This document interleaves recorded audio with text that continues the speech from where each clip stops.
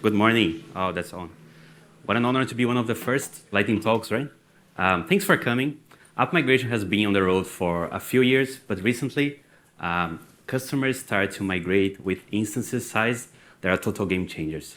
And since we are a platform, the whole reason of being a platform is to be useful for our consumers and clients. So we're trying to retain that extra complexity that comes with the scale as much as we can on our side, right?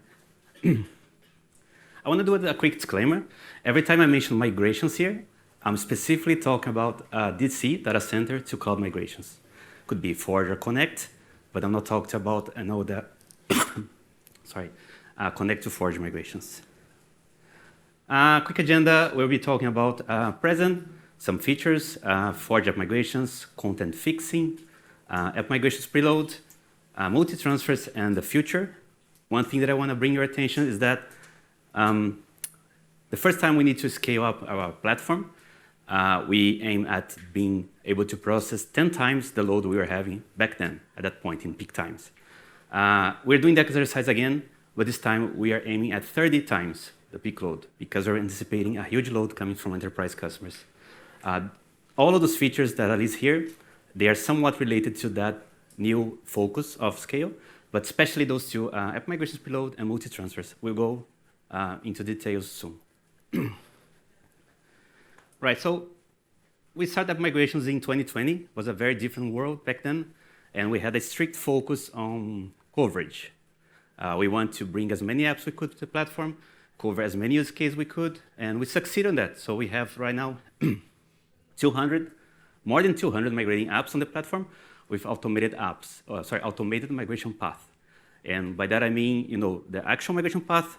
We're not counting those migration flows where our documentation supported that requires intervention from the user. I'm not counting what we call install-only apps, the apps that only need to be in the cloud for the migration to succeed because the data will be carried over as part of the core product. So those are actual apps that have been put effort into making them automated. In September, we launched Forge app migrations. It's still early days, but we have some apps using, some of them in the room even.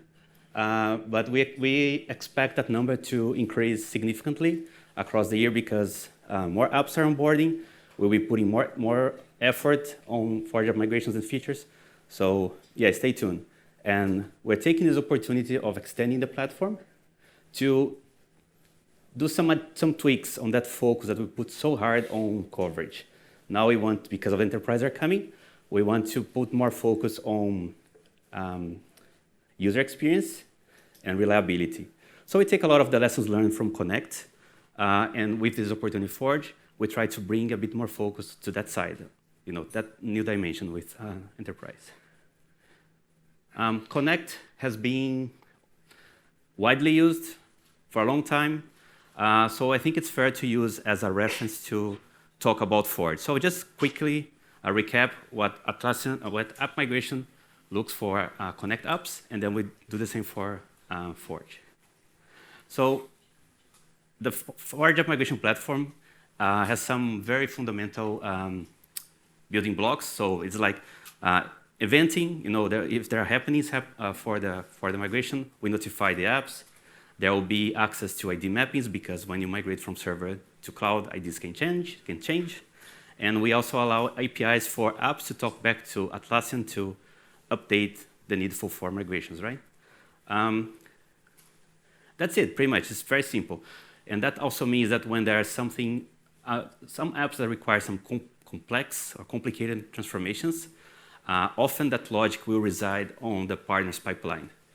That would be handled by externally by them, and those migrations can be as fast or slow as those pipelines allow. Events are sent as webhook. Connect standard, right? So same security mechanism, same everything, same payload. REST APIs, again, very similar to what you're used to in Connect. And we delegate the progress and status of migration entirely to the migrating app. We only do timeouts, but they're very forgiving, which leads to the last topic that migrations can take up to 2 weeks. That's an overview of Connect, just a quick recap. But now with Forge, we're changing things a bit.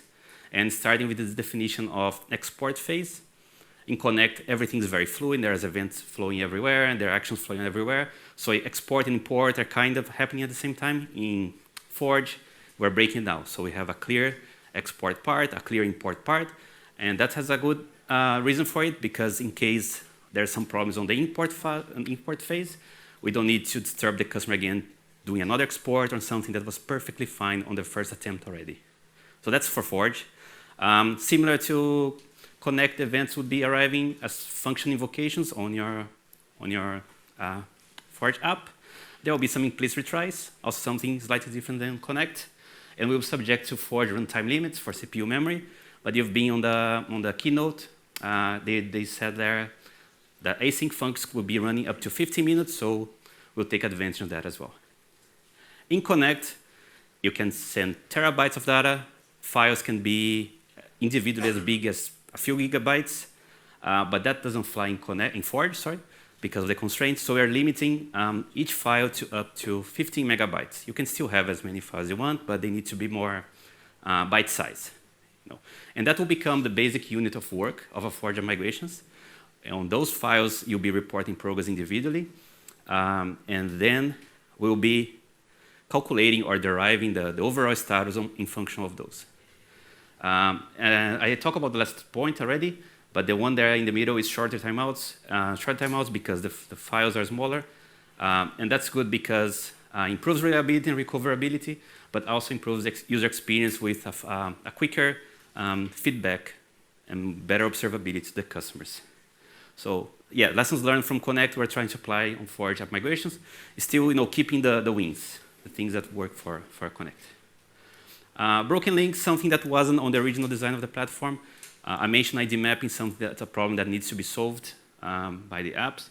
But we collaborate with Glyphy and Draw.io, so we could understand those mappings that changed as part of the migration. And we fix the ID, the old IDs with the new ones. So when the migration lands on cloud, it will be ready for it to use already. So just an example of collaboration that can happen. Another feature I'd like to cover is app migrations preload, just for Connect this one. And what it means, preload is sending the data before, right? And when you have big migrations, sometimes the migration requires the cloud to not being used while the migration is performed because they're blocking data, there's some hot data, so there's a downtime. With enterprise customers, that downtime is pushed to the weekend, right? But weekends have a limit. So even if you start on Friday, you have like 50, 60 hours of downtime, and that's it. So preload comes to address that, trying to shift some of that time during weekdays, the part that doesn't block the user, so we can restrict the downtime of the weekend. I'll show some screens that we have for that. If the app implements the preload feature, it will be exposed to the customer as soon as on the app assessment screen, on that box there on the side. And then with that, they can plan better the phase of the migrations, which apps will belong to each phase, and the times they will require. I'm leaving a QR code in case you want to experiment with the feature. And then the second moment where the feature is surfaced to the customer is when they're actually running the migration. At the scoping of the migration, where they would pick the apps, they can pick preloadable app data. And that's the migration they would run, let's say, on Monday, Tuesday. It will be done by Wednesday, Thursday. So on Friday, when they start the big migration, that part will be done already. Multi-transfers is something that I'm really excited to talk about because it addresses one conceptual problem we have with the platform. App migrations can be very big, even bigger than the actual Jira migration or conference migration. And still, the apps only have one transfer to report status and percentage. So that doesn't scale well. We're breaking down with multiple transfers. We just closed the RFC recently, but I'm also leaving the link in case you want to see the discussion, what happened. And there are two good reasons to break down multi-transfers. Let's talk about them. In this fictional app, which is not a very fictional to be honest, it's very close to a real use case we have. Let's say that the app needs to migrate attachments, user data, audit logs. But the instance will be ready to be used at the moment those two entities on the top are in cloud. Audit logs can be imported on the background. So that with that thing, if the app segregates the transfer into logical unities, and some of them can be post-loaded, we are also reducing the downtime of the migration.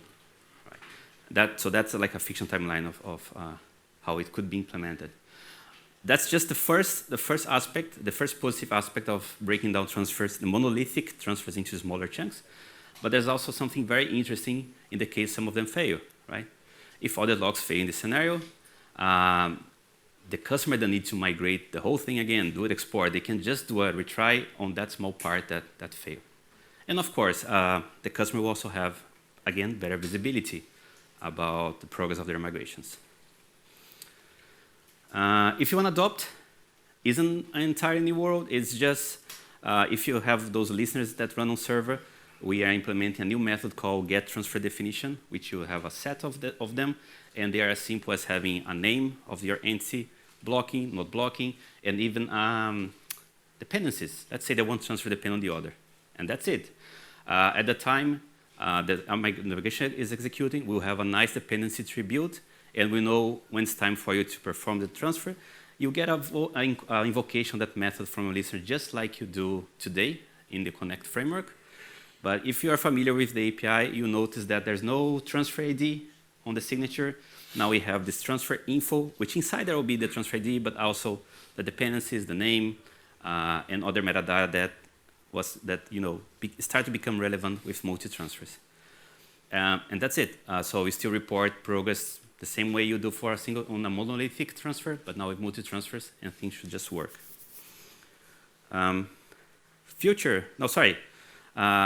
You might have noticed that there's an overlap between those two features, right? Preload and multi-transfers, and that's correct. But the thing I want to bring your attention to is that preload wouldn't work for data that depends on mappings, because the mappings either won't be there yet, or they could be outdated. So if your data depends on that, don't use preload. You can use multi-transfers to segregate the migrations. You can handle blocking data with multi-transfers just as well. You just need to be explicit about which parts of your transfer are blocking for the users.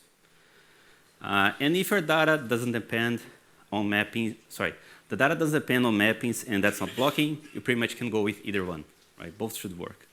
Maybe that's more like a question of user experience then, how you want to design the migration. And that's the slide I thought was coming in the future. So I'm oversimplifying things a lot here, of course.